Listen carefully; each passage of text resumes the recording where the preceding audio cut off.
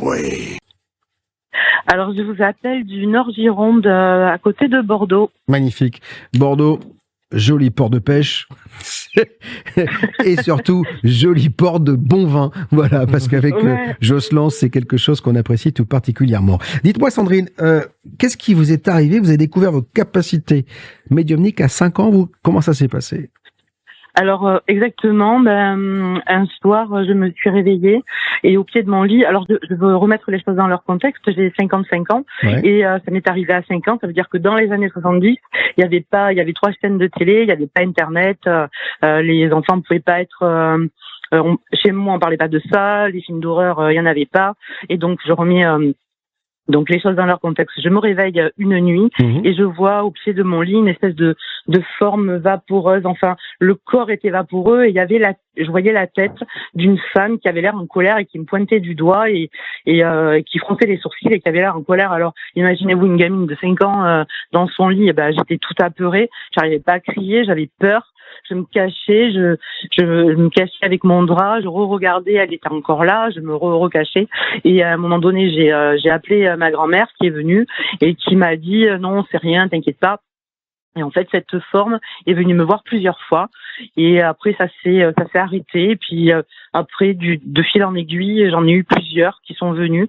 Je savais que quand je laissais une petite bougie allumée, là, il y avait personne qui venait me déranger.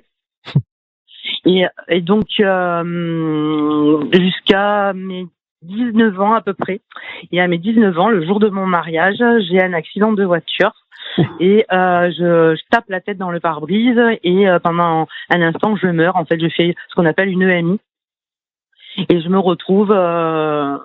je vois la scène, je vois mon ex-mari qui est au-dessus de moi et qui pleure et qui me secoue et j'ai envie de lui dire mais qu'est-ce qui se passe? Je comprends pas pourquoi il est pas bien. La scène d'après, je me vois au-dessus de la voiture et la scène d'encore après, je me retrouve dans un endroit glauque. Alors moi, j'ai pas vu. On entend des reportages, on voit des trucs, les gens se font aspirer dans des lumières, etc. Moi, j'ai pas vu tout ça. Je me suis retrouvée dans un endroit hyper glauque. Enfin, ça faisait quand même peur. C'était tout sombre et je me suis demandé ce que je faisais là. Et là, j'ai vu mon ex-beau-père arriver qui m'a dit de pas m'inquiéter que je lui dis mais je suis morte.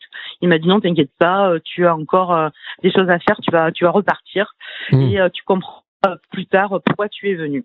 Et donc je me suis réveillée dans l'ambulance et après les choses se sont accentuées. En plus de les entendre, les entités, je les voyais. En plus de les voir, je les entendais. Et là, en plus j'avais des flashs sur les gens. Quand j'avais des gens en face de moi, j'arrivais à savoir qui ils étaient, ce qui allait leur arriver. Alors c'était un petit peu compliqué parce que moi j'aime pas trop. Enfin, je suis un petit peu timide et ce genre de truc, j'allais pas dire aux gens voilà. Il va t'arriver ça et ça.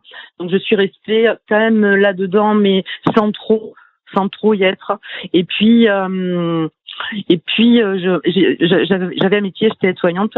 Et puis un jour, j'ai emménagé dans une maison. Je vais dire que c'était mon petit Amityville parce que il se passait quand même plein de choses assez étranges, des bruits de pas, etc. J'ai envie de dire que quand j'ai aménagé dans cette maison, j'ai perdu quand même pas mal d'amis parce qu'ils avaient tous super peur. J'ai appris que juste avant moi, pendant un an, la propriétaire a eu vachement de mal à louer la maison parce que les gens partaient, restaient pas. Même quand je suis arrivée, que j'ai visité la maison, elle me dit j'espère que vous n'allez pas faire comme les anciens locataires et partir en pleine nuit. Je lui dis ah bon mais pourquoi? Elle me dit oui mais parce que ils sont partis dans la nuit pour pas payer le loyer. Et moi je me suis pas plus posé de questions que ça. C'est juste après la voisine qui est venue nous voir à un moment donné, et ma fille, ça fait 15 jours qu'on habitait, qui nous a dit qu'en fait, oui, pendant un an, il y a des locataires qui se sont succédés les uns après les autres, mais que pendant 20 ans, il y a une dame qui habitait là. Et en fait, elle s'est suicidée dans la baignoire. Ah oui. Et donc on a compris avec ma fille pourquoi on sentait que dans la salle de bain c'était un peu c'est un peu lourd, quoi, c'est ça. Ouais. En plus bon, c'est une pièce qui était toute fermée, toute petite, toute sombre. Donc on n'aimait pas. Donc déjà on n'aimait pas trop y aller. Alors après ça a été compliqué. Il m'a fallu quand même du temps pour entrer en contact avec toutes les énergies qui étaient dans cette maison. Il y avait aussi une petite fille. Quand j'en ai parlé à la propriétaire, j'ai dit une petite fille qui est décédée dans la maison. Elle était comme ça. Elle aimait bien parce que j'entendais la première fois j'ai entendu des ricanements dans le couloir. J'étais toute seule, mes enfants n'étaient pas là. J'entends des ricanements dans le couloir et j'entends courir. Donc au début j'ai eu peur parce que je me suis dit peut-être que il y a quelqu'un dans la maison. Enfin, on pense pas de suite au paranormal. Hein. Et donc quand je suis sortie, c'était une vieille maison avec les poignées en porcelaine. Ouais. Donc j'ouvre la porte, je regarde dans le couloir. Évidemment la pour allumer était quand même assez loin, donc je vois rien. Donc je retourne dans ma chambre, je prends mon téléphone pour avoir la lampe. Et là, évidemment, je vois rien. Je referme la porte, je retourne me coucher, ça recommence.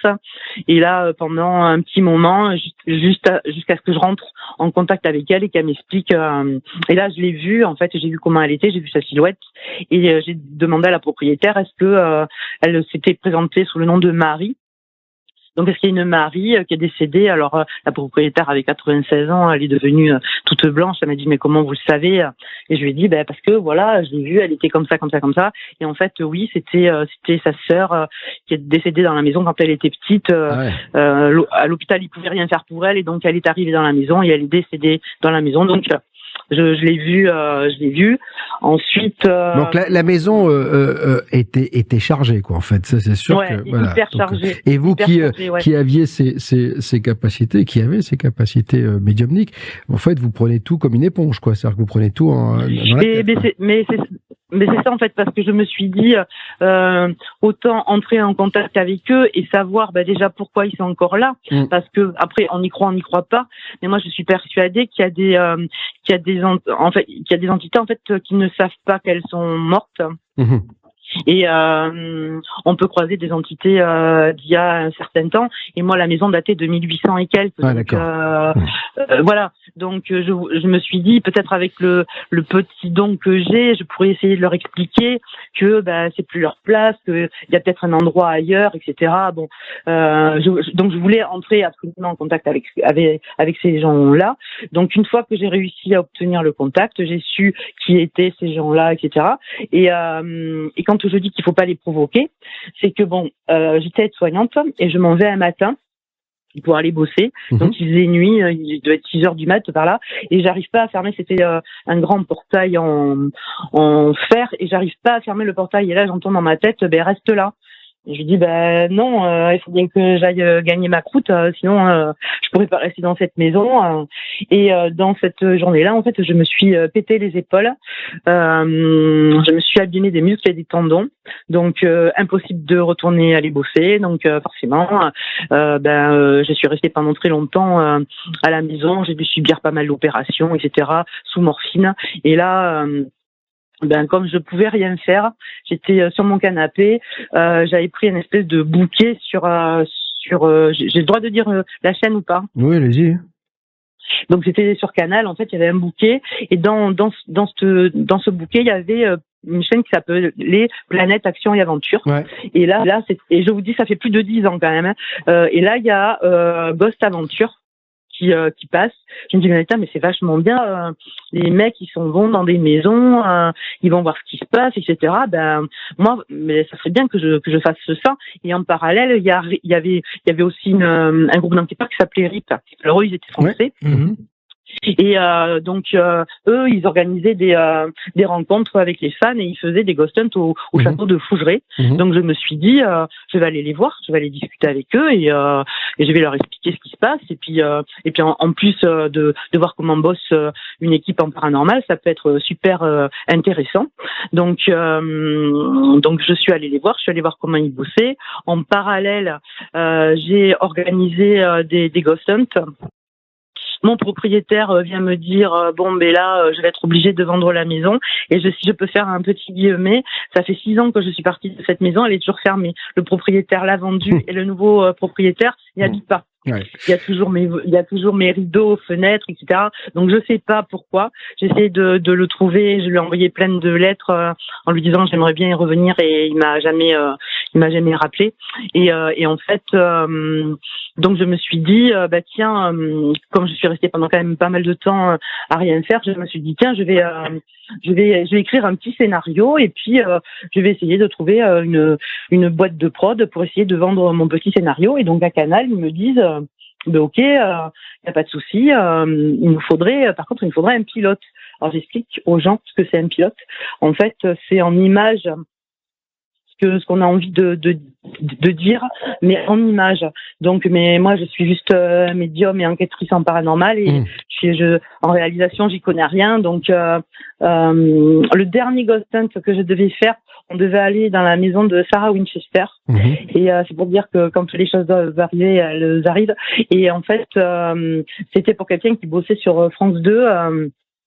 Et donc, il me dit, est-ce que tu peux m'organiser ça dans la maison de Sarah Winchester? Et moi, je me dis, bah oui, comme ça, je vais pouvoir rencontrer du monde et je vais pouvoir expliquer ce que j'ai envie de faire. Et en fait, à ce moment-là, boum, la nouvelle tombe, on peut plus sortir de chez nous, Covid, on doit rester bloqué à la maison. Donc là, je me dis, je vais en profiter. Alors, je sais que vous avez beaucoup de choses à dire parce que là, vous êtes parti dans un flot d'informations. Voilà, et en fait, je pense que ça méritera peut-être une deuxième intervention de votre part pour essayer d'en savoir plus parce que là, vous avez beaucoup de choses à dire. Et en fait, en toute honnêteté, j'ai eu du mal à me retrouver dans tout cela. Ce qui m'a un peu touché, c'est que visiblement le fait que vous soyez dans cette maison, ça a été un peu le Disneyland pour vous. C'est-à-dire que vous étiez médium et tout d'un coup, il s'est passé plein de choses. En tout cas, merci de nous avoir livré ce témoignage et bien plus encore. Je vous souhaite une très très belle soirée et surtout, vous ne changez rien.